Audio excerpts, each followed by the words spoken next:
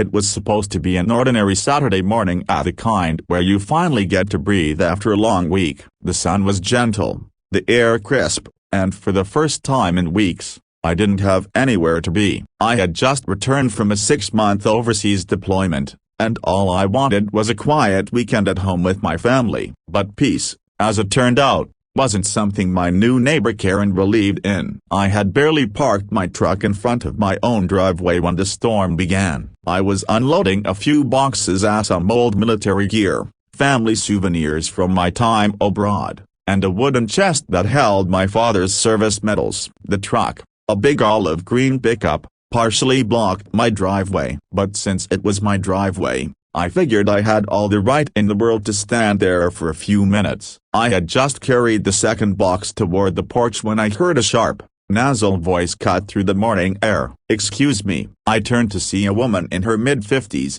dressed in pastel pink yoga pants, a phone in one hand, and an expression that could curdle milk.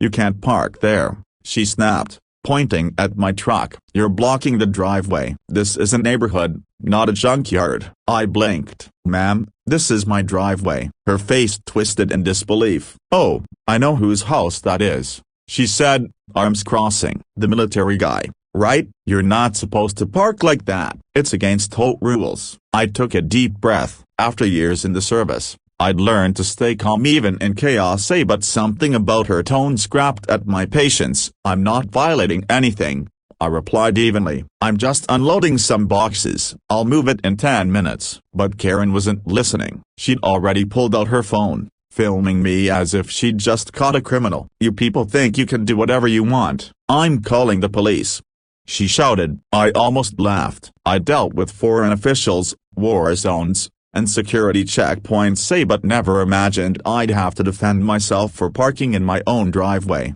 "Ma'am," I said slowly, trying one last time, "that won't be necessary." But she was already dialing. "Yes, this is Karen from Maplewood Estates," she said into the phone. "There's a suspicious man blocking a driveway and refusing to move. He's being aggressive." Aggressive. The word hit me like a slap. I'd faced combat missions where a single wrong move could cost lives, but nothing felt more insulting than being accused of aggression for simply standing on my own property.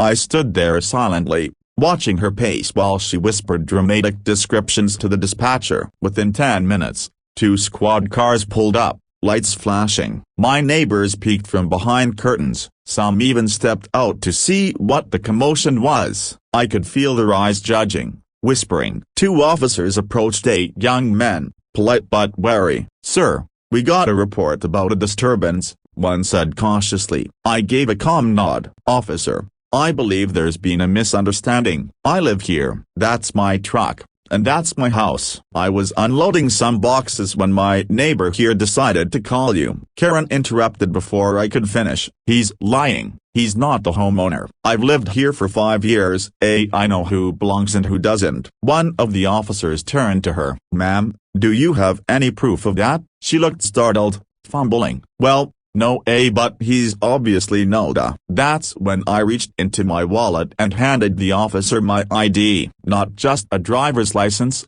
but my military identification. The one that clearly listed my name, rank, and address. The officer read it, his posture straightening instantly. "Colonel Matthew Reed." I nodded once. "Yes, sir." He looked at his partner, who suddenly looked like he'd swallowed his tongue. "Thank you for your service, Colonel," he said quietly, then turned toward Karen. "Ma'am, this man owns this property. You called us here for no reason." Karen's face went pale. "Wait, what?" "Colonel, you mean an active duty officer," I finished, "and a resident of this address for the past 7 years. The HOA knows that. You should too." Her mouth opened, but no sound came out. She just stood there, clutching her phone, her face redder by the second. The officers gave her a polite but firm warning about filing false or misleading police reports and left. When they drove off, I stood there for a moment, just staring at Karen. I could have yelled, I could have shamed her, but instead,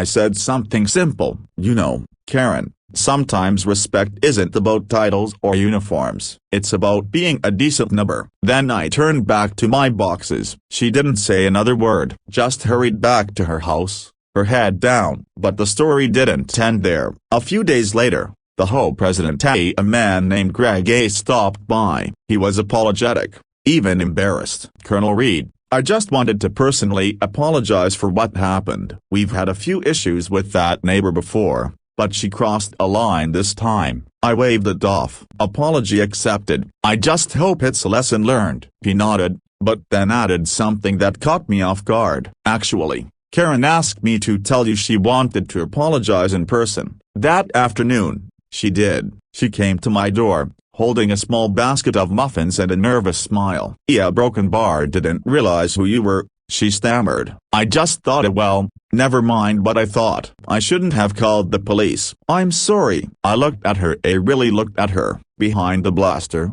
she was just another person, probably lonely, probably looking for control in a life that felt a bit too chaotic. "It's okay," I said softly. "But next time, maybe start with the conversation, not a phone call." She smiled awkwardly, nodded, and left. And from that day forward, she never bothered me again. In fact, a few months later, when my unit organized a community veterans event, Karen showed up with cookies, no less, and helped set up chairs. She even made a speech about respecting those who serve and the neighbors who make a community strong. That day, I realized something powerful. Sometimes people like Karen aren't truly bad, they're just lost in their own fears and judgments. But when you respond with patience instead of anger, you can change more than just a situation, you can change a heart. And that's a lesson I carried with me long after, one that's worth more than any medal or rank. Because true strength isn't about commanding troops or winning wars. It's about knowing when to stand tall a broken bar and when to simply forgive.